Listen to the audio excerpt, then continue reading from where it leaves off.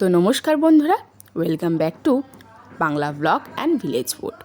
চলুন আজকে বানাবো একদম ঘরোয়া পদ্ধতিতে ঘুগনির রেসিপি। এটা আমাদের বাড়িতে সবাই চেটেপুটেই খায়, কিন্তু চলুন সেটা দেখায়। প্রথমে আমি 1 কাপ মটর নিয়ে নিয়েছি, সেটাকে ভিজিয়ে রেখে দিয়েছি সারা রাত। রেখে এবার সেটাকে সিদ্ধ করে নেব।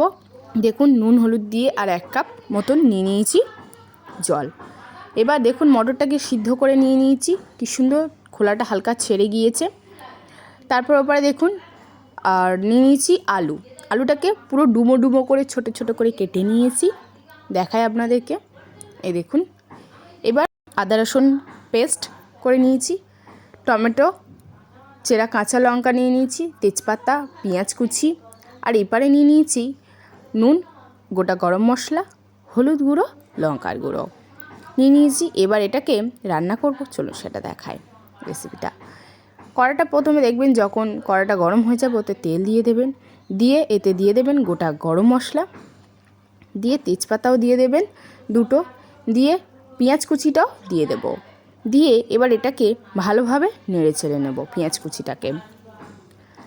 যেহেতু কড়াটা বড্ড গরম হয়ে গিয়েছিল, এবার দিয়ে ভালোভাবে নেড়ে চেড়ে নেওয়ার পরে এতে এবার দিয়ে দেবো চেরা কাঁচা লঙ্কা 4 কোটে দিয়ে দেবো, টমেটো কুচি দিয়ে দেবো, দিয়ে ভালোভাবে এটা নেড়ে চেড়ে নেবো। ভালোভাবে নেড়ে চেড়ে নেওয়ার পরে এবার এতে আমরা দিয়ে দেবো যে আলুটা ডুমো ডুমো করে কেটেছিলাম, সেটাকে দিয়ে ভালোভাবে আলুটা নেড়ে চেড়ে নেব। ভালো করে নেড়ে চেড়ে নেওয়ার পরে এটা যখন আলুটা দেখবেন হালকা একটু সিদ্ধ মতন হয়েছে, তখন এতে দিয়ে দেবো আদা রসুন বাটাটা। আদা রসুন বাটাটা আমি এখন দিচ্ছি এই জন্য, কারণ যদি প্রথমে দিয়ে কষতাম তখন গায়ে অনেকটা লেগে যেত আর ভালোভাবে আমি আলুটাকে নাড়তে পারতাম না, তার জন্য এখন দিলাম।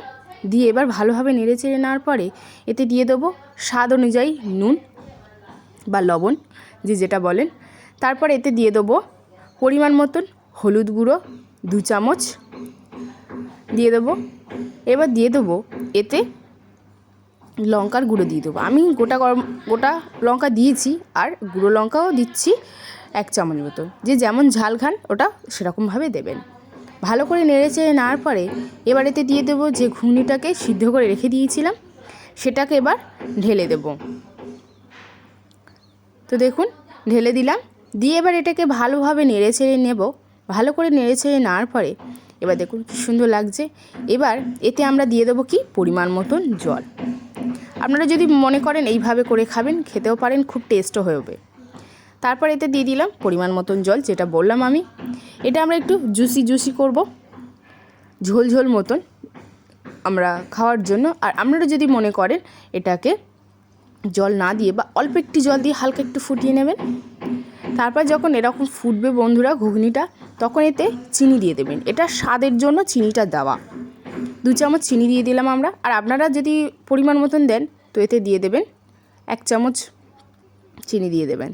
দিয়ে ভালোভাবে যখন এটা ফুটে গেল, হয়ে যাওয়ার পরেই তখন গ্যাসটাকে অফ করে এতে গুঁড়ো গরম মশলা দিয়ে ভালোভাবে নেড়ে চেড়ে নেবেন, নিয়ে ব্যাস লাভিয়ে নেবেন, নিয়ে এরকমভাবে সার্ভ করে দেবেন।